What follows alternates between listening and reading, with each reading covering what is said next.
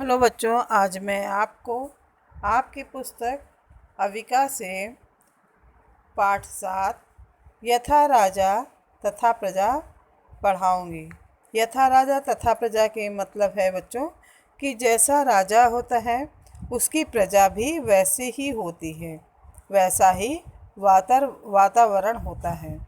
घर का मुखिया अगर न्यायप्रिय होता है, सत्यवादी होता है, दयालु होता है तो उसकी प्रजा भी वैसी ही होती है। तो चलो बच्चों, आज शुरू करते हैं यथा राजा तथा प्रजा। बच्चों, इस पाठ की कहानी हम कहानी के तौर पे बताएंगे। आपको स्वतः ये लेसन पढ़ना होगा और अच्छे से समझना होगा। चलिए शुरू करते हैं। एक समय की बात है, वाराणसी नगरी में एक दूरदर्शी, सहृदय और न्यायप्रिय राजा ब्रह्मदत्त शासन करता था।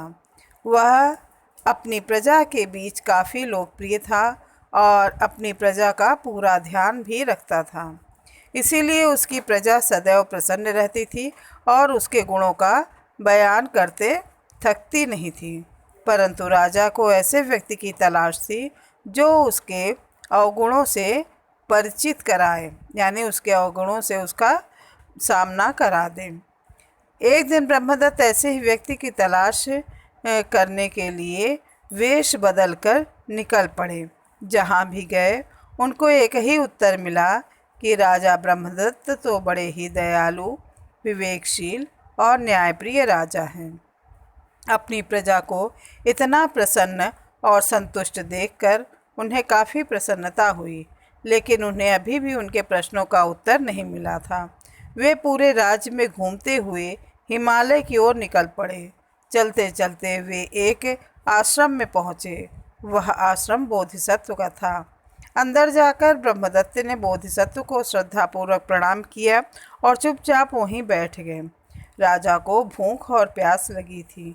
बोधिसत्व ने उनको खाने के लिए फल दिए तो राजा ने फल खाकर जल पिया और उनको वह फल बड़े ही मीठे और स्वादिष्ट लगे। उन्होंने बोधिसत्व से पूछा कि भगवान, ये फल इतने मधुर स्वादिष्ट कैसे हैं, इसका क्या कारण है?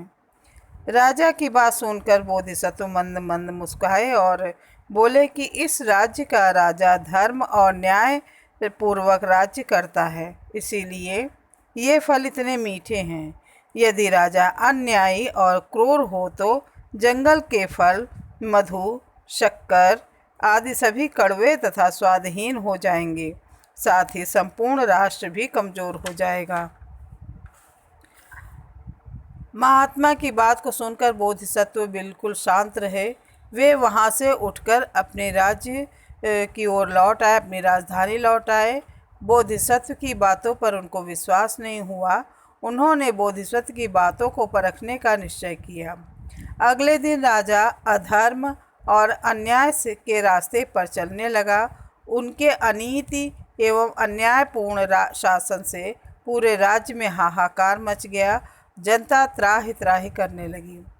कुछ समय पश्चात राजा फिर बोधिसत्व के आश्रम में पहुँचे और बोधिसत्व को आदरपूर्वक प्रणाम किया और एक जगह बैठ गए। बोधिसत्व ने उन्हें फिर पके फल खाने को दिए। राजा ने जैसे ही फल खाए उन्हें वे कड़वे और स्वादहीन लगे। राजा थूकते हुए पूछे कि प्रभु, यह फल इतने कड़वे और स्वादहीन क्यों हैं? बोधिसत्व ने कहा कि इस राज्य का राजा अत्याचारी और अन्यायी हो गया है। उसी प्रभाव से ये फल और कंदमूल भी कड़वे और स्वादहीन हो गए हैं। जब राजा धर्म और न्यायपूर्वक राज्य करता था तब जंगल के फल मीठे और स्वादिष्ट थे। ब्रह्मदत्त ने पूछा, आपके कहने का तात्पर्य क्या है? कृपया विस्तार से बताने की कृपा कीजिए। बोधिसत्व ने कहा कि पुत्र, क्या आपने कभी गायों के झुंड को नदी पार करते देखा है? यदि सबसे आगे चलने वाली गाय अपना मार्ग बदल ले तो पीछे चलने वाली गाय भी अपना मार्ग बदल लेती है। राजा भी राज्य का नेता होता है। यदि राजा गलत आचरण करने लगे और अधर्म को अपना ले तो प्रजा भी उसी रास्ते पर चलने लगती है। पशु पक्षी, नदी, वृक्ष सभी अपना धर्म छोड़ देते हैं। बोधिसत्व को सुनकर बोधिसत्व का जवाब सुनकर ब्रह्मदत्त की सारी जिज्ञासा शांत हो गई। फिर उन्होंने बोधिसत्व को अपना परिचय दिया कि मैं ही इस राज्य का राजा ब्रह्मदत्त हूँ। मेरे ही कारण यह फल मीठे और स्वादिष्ट थे, परंतु अब मैं निश्चय करता हूँ कि इन कड़वे फलों को पुनः मीठा करूँगा और इन्हें कभी कड़वा नहीं होने दूंगा। सदा धर्म और न्याय से राज्य करूँगा। बोधिसत्व को प्रणाम करके राजा राज्य जाने की आज्ञा ली और वहाँ से राज्य लौट आए और अपने राज्य को फिर से न्यायपूर्वक और सत्यतापूर्ण कार्य करने लगे।